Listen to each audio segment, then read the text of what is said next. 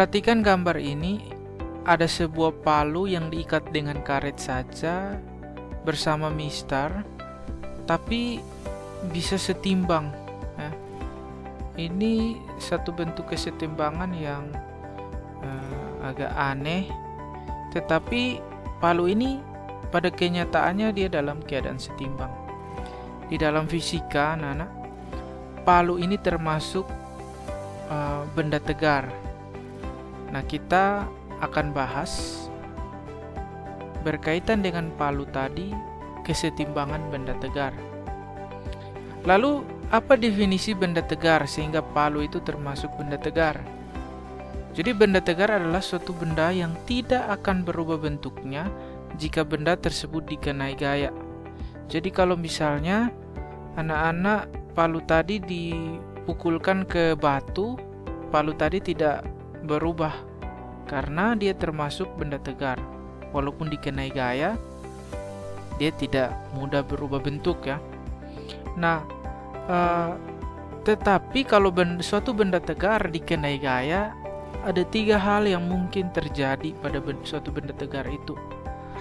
Benda tegar itu mungkin bergerak lurus. Contoh ya, kita katakanlah benda tegar seperti meja. Meja termasuk benda tegar karena tidak mudah berubah dari bentuk kalau didorong. Tapi yang terjadi pada meja saat kita dorong adalah dia akan bergerak lurus, maju. Atau kalau kita tarik, dia bergerak lurus mengikuti kita. Atau misalnya pintu kita dorong, dia berotasi. Atau misalnya tembok kita dorong, dia tidak bergerak. Jadi ada 3 kemungkinan, bergerak lurus, berotasi, atau dia tidak bergerak sama sekali. Nah, kita mau lihat berkaitan dengan kesetimbangan benda tegar. Ada satu animasi yang sebagai pengantar dan akan membawa kita memahami kesetimbangan benda tegar yang dimaksud dalam fisika itu seperti apa. Kita lihat ya. Ya, ini animasinya. Bentuknya jungkat-jungkit. Tentu anak-anak pernah bermain waktu kecil.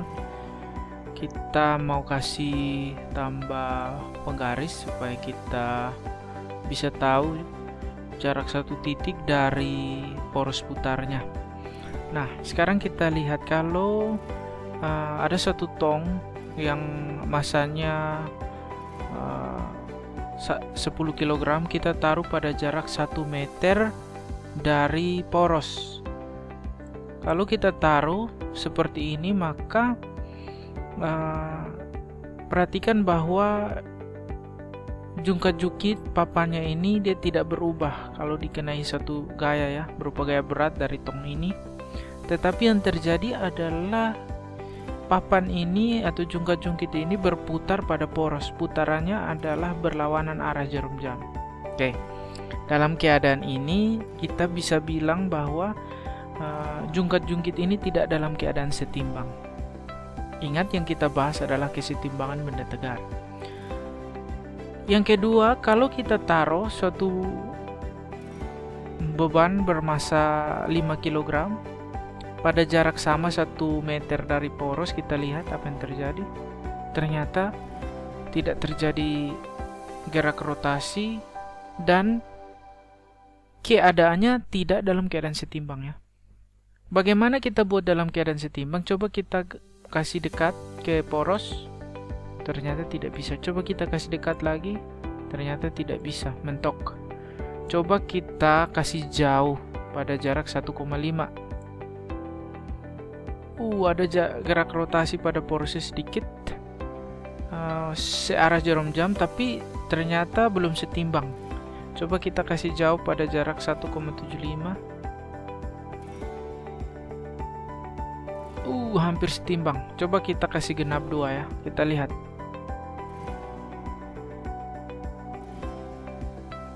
Oke, ternyata sistem jungkat-jungkit ini ada dalam keadaan setimbang. Ya. Jadi 2 buah benda masanya berbeda bisa dibuat setimbang hanya dengan mengatur perbedaan jarak ini.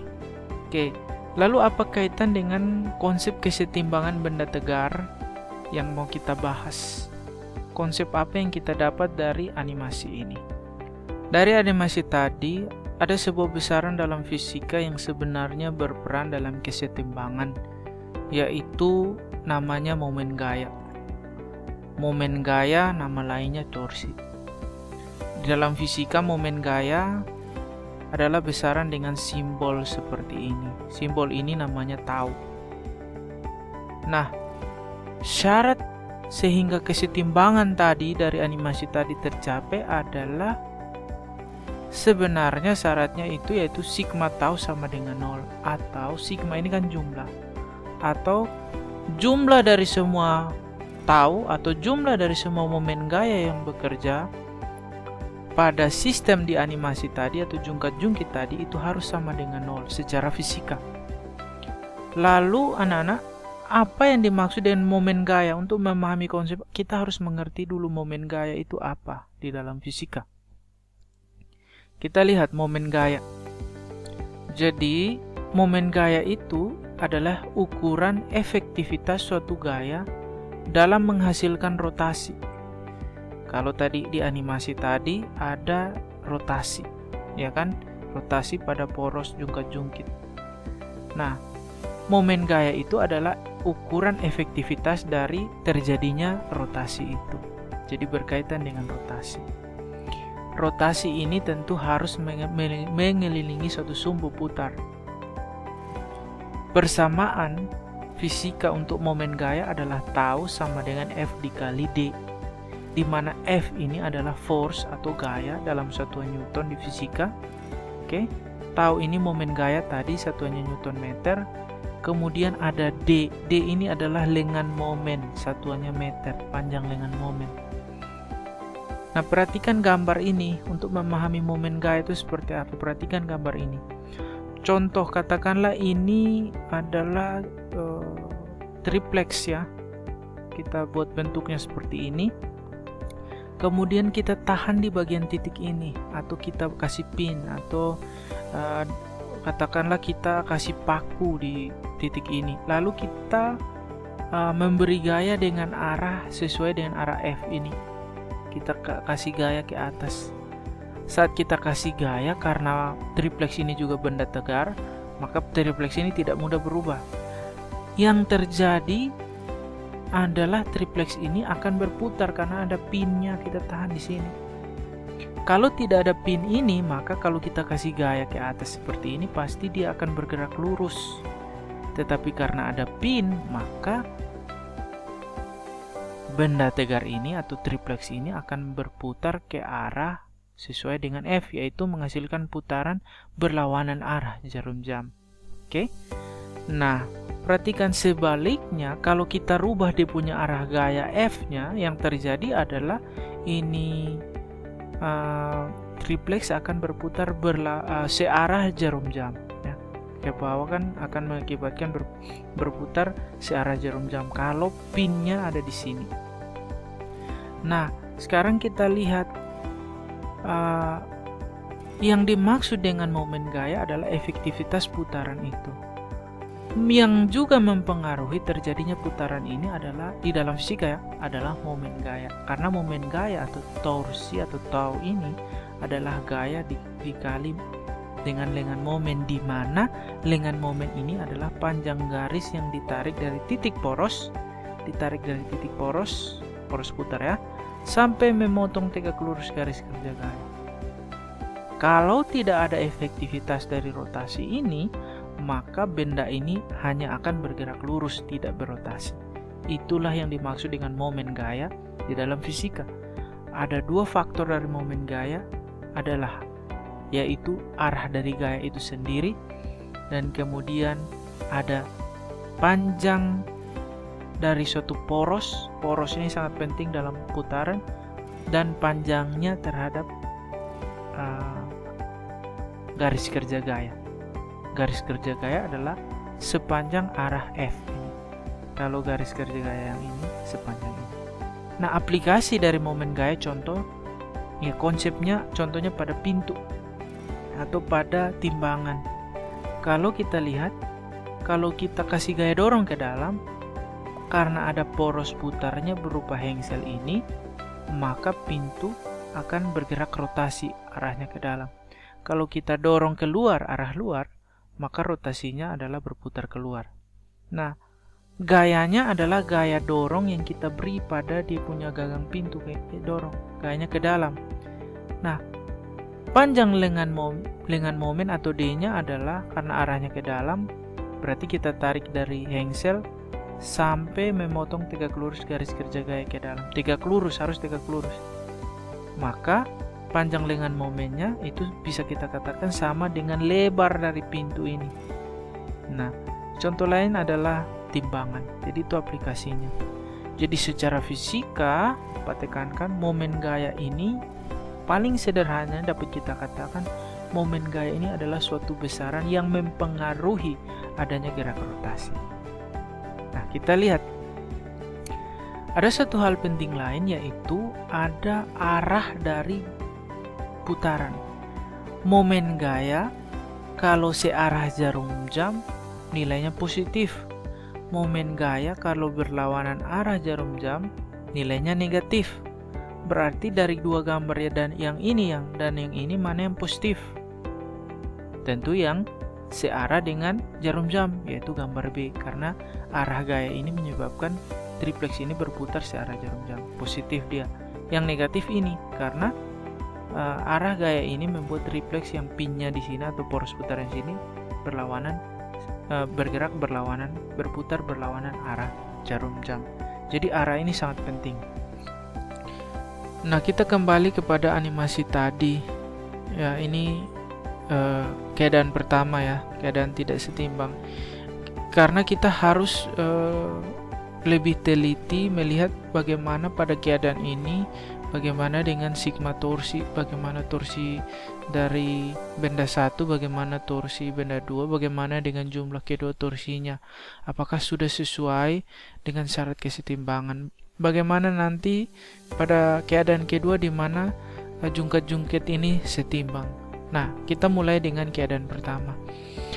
Kita harus lihat dia punya jumlah torsi dari kedua benda ini.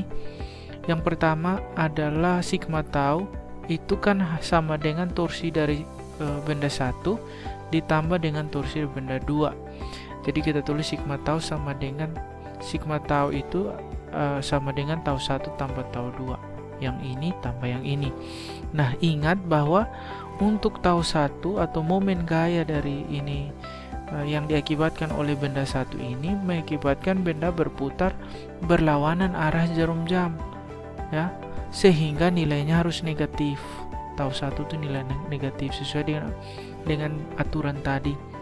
Sedangkan yang ini untuk benda kedua, arah gayanya ke bawah mengakibatkan arahnya ini mengakibatkan sehingga sistem ini berputar searah dengan jarum jam. Sesuai dengan aturan tadi, searah jarum jam berarti nilainya positif. Oke, maka kita sekarang masukkan persamaan tau adalah gaya dikali dengan D atau panjang momen. Nah, gaya di sini adalah gaya berat, di mana gaya berat itu rumusnya adalah massa dikali G. G ini percepatan gravitasi. Sama juga yang kedua, massa dikali percepatan gravitasi. D ini adalah dia punya panjang lengan momen. Nah, sekarang kita lihat masanya untuk yang pertama ini masanya adalah 10 kg, kita taruh 10. Terus G ini keduanya sama, yaitu 10 meter per sekon kuadrat. Dan di sini yang tidak diketahui adalah D atau panjang lengan momen. Karena ini adalah garis kerja gaya, dia tegak. Nah, definisi panjang lengan momen adalah panjang yang ditarik dari titik poros memotong tegak lurus garis kerja gaya. Jadi panjangnya ini kita tidak ketahui, kecuali ada besar sudut ini kita ketahui, maka dengan menggunakan trigonometri kita bisa tahu panjang ini. Nah, kebetulan kita tidak tahu, jadi kita taruh D.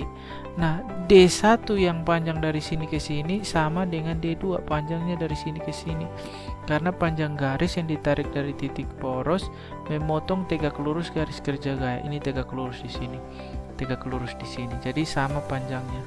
Jadi kita taruh saja D. Nah, sekarang kita hitung lanjut, maka 10 kali 10 kali D adalah 100D. tapi minus nilainya. Kemudian yang ini adalah 50D positif. Jadi 100D minus 100D tambah 50D nilainya adalah minus 50D Newton meter. Artinya jumlah total dari torsi atau momen gayanya adalah minus 50. Oke, minus artinya dia berputarnya berlawanan arah jarum jam. Itulah yang mengakibatkan dia tidak setimbang, berat ke arah sini.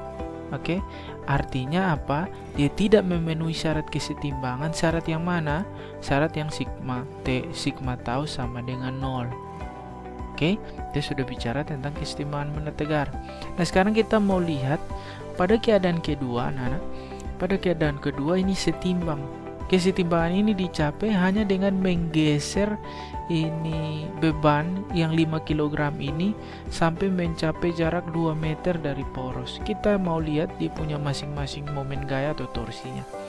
Untuk torsi yang pertama yang ini besarnya adalah F1 kali D1. F adalah gaya beratnya, arahnya ke bawah, kali D1 adalah panjang lengan momen, itu panjang garis yang ditarik dari poros hingga memotong tegak lurus garis kerja gaya. Jadi panjangnya ini adalah sama dengan 1 meter. Kita tahu jelas.